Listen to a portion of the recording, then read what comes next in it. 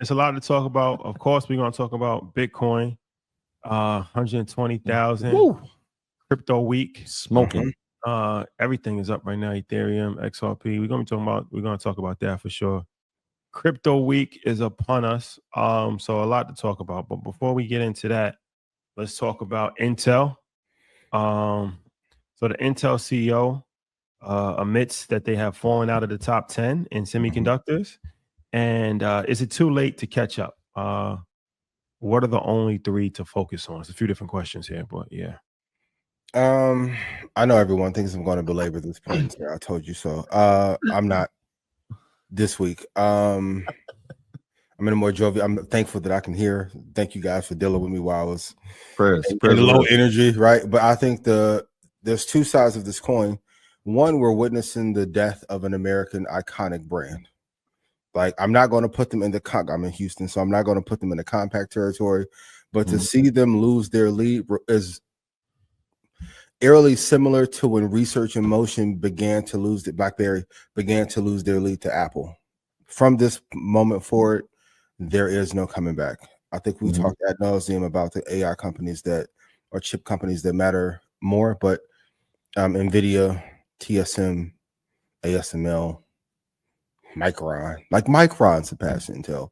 So the big lesson I want everyone to ascertain from this is that you have to be mindful of the moves that the CEOs are making to keep the competitive brand. And I think the biggest mistake and it happens to a lot of entrepreneurs, once you have a lead, you get so comfortable in having it, you think no one's coming to replace you. And this is the thing that I respect about all of us, but like Rashad getting that work mode, like around this time of year, and he up cutting the clips himself and posting 8 times a day, you can't give the lead up. You can't. Like, I can't scream this enough that one of the things that I admire about Jensen and then about Steve Jobs, no matter how much of a lead they had, they kept pushing to make the product greater, the brand greater, the partnerships greater.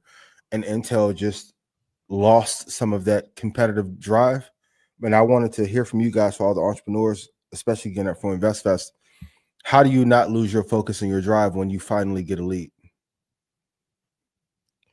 Well, you always have to feel like a failure. Oh, it's good. You have to feel like a failure. Because once you start to feel like you made it, then you take your foot off the gas. When you feel like you've underachieved, or when you feel like you got to look at it from a pessimistic standpoint. For me, I'm always going to take that because I feel like it's needed. Because like you gotta always be critical of yourself. You gotta be critical of the situation. You gotta say, okay, I did this, but how come I didn't do this? Or somebody else is doing that and I'm not doing that. Like, when's the last time you felt like that? And I'll be vulnerable and share one too. For in general or one particular thing? Just in general. Every day. Every day. I feel like, you know what I mean? Like I'm always looking at it like, I mean, in my brain,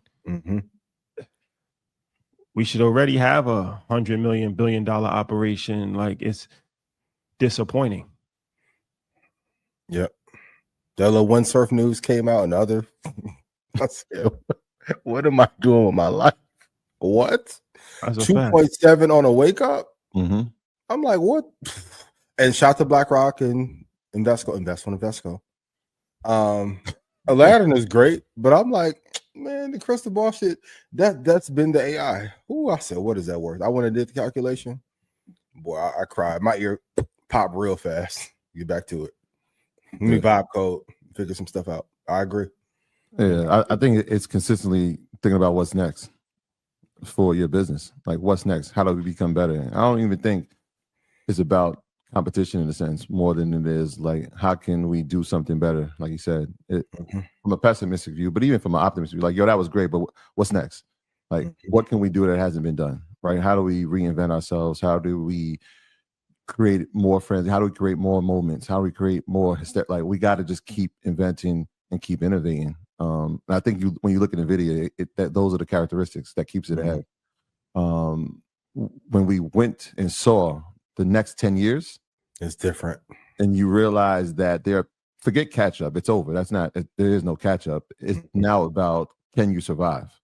Will these other companies survive? And their goal is not looking at it like, yo, that's competition. They're looking at it like, yo, we're going to be better than we were last year. We're going to be better than we're going to be 6 months from now. 6 months, right? yeah. It wasn't like we keep thinking these things are in 12-month cycles when they're really in 6-month cycles. Yep. Internally, right? They're looking at it like, all right, well, this product, all right, 6 months, what's the next product? 6 months, what's the next product? That way, you always stay ahead of the curve, right? When people are waiting year by year, you know that you already cut that time by 50%. So you're always ahead. So there really is no catch up. In terms of Intel, it's all semis are not created equal. No. Let's just start with that, right? Like, so but for that era, they were NVIDIA though. They were, and then right. So they're not all equal. So at this point, right, in terms of Intel, there is no catch up. I think what excited people about the news of the transparency of saying that we're too far behind to catch up is now who's going to acquire them.